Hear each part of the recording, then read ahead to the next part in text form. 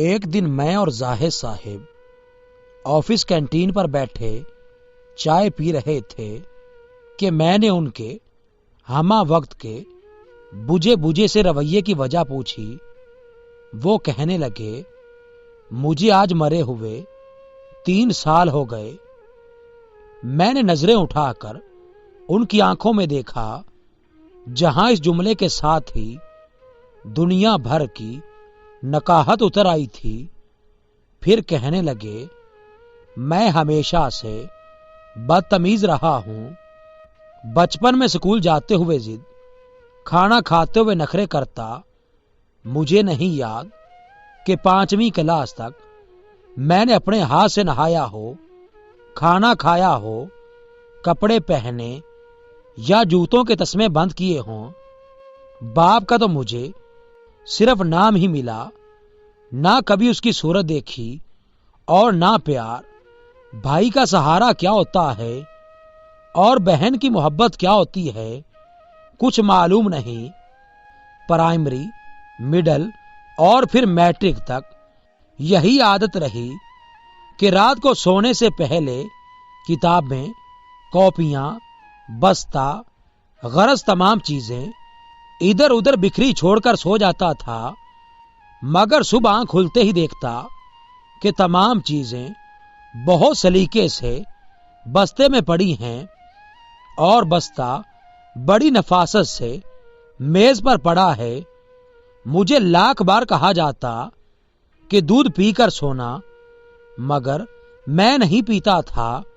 لیکن جب صبح اٹھتا تو لب شیریں اور منہ کا ذائقہ بدلا ہوتا۔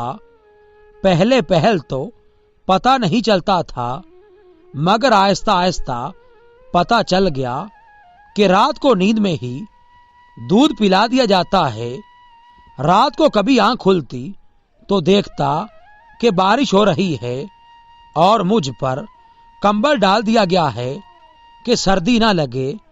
مجھے ہمیشہ گھر میں 2 ہی چیزوں سے چڑ رہی، ایک 11 سے 13 گھنٹے تک ہاتھ سے چلائی جانے والی سلائی مشین سے، اور دوسری روٹی کے کناروں سے کہ ان پر اکثر گھی لگنے سے رہ جاتا تھا، مگر روٹی کے وہ سوکھے ٹکڑے جو میں اتار دیتا تھا نہ تو کبھی گھر سے باہر فروخت ہوتے دیکھے اور نہ کبھی نظر آئے۔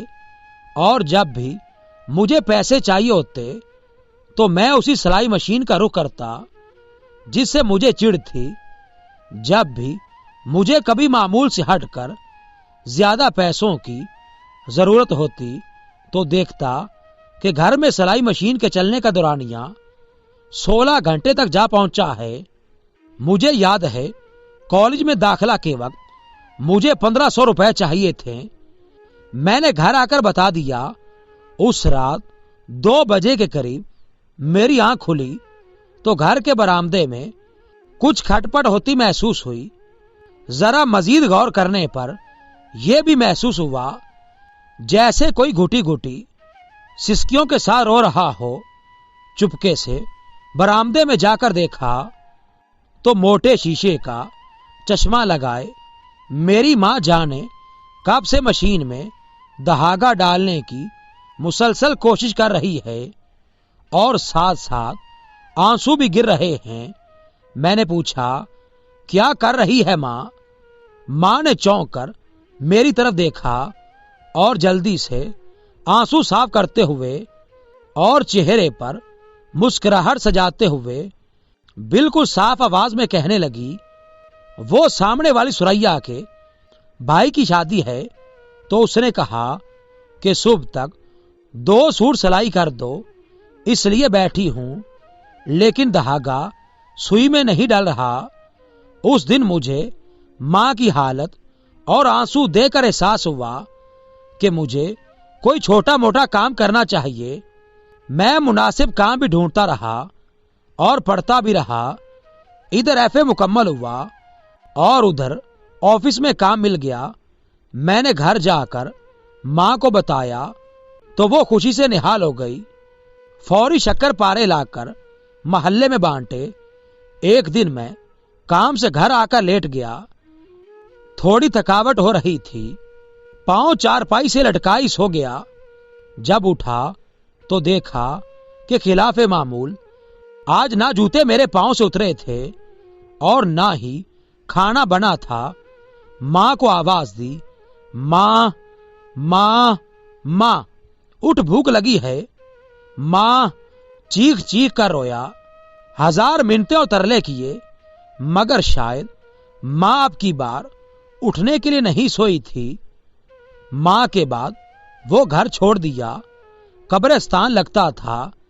इधर दयारे गैर में आकर मैं अपना सारा काम खुद करता हूं तो सोचता हूं कि मैंने कभी जिसकी खिदमत ना की और ना कभी आसाइशो सुकून दिया, वो मेरी मां थी, नौकरानी नहीं थी। ये कहते हुए जाहिद के 2 मोटे मोटे आंसू रुखसारों पर बह गए।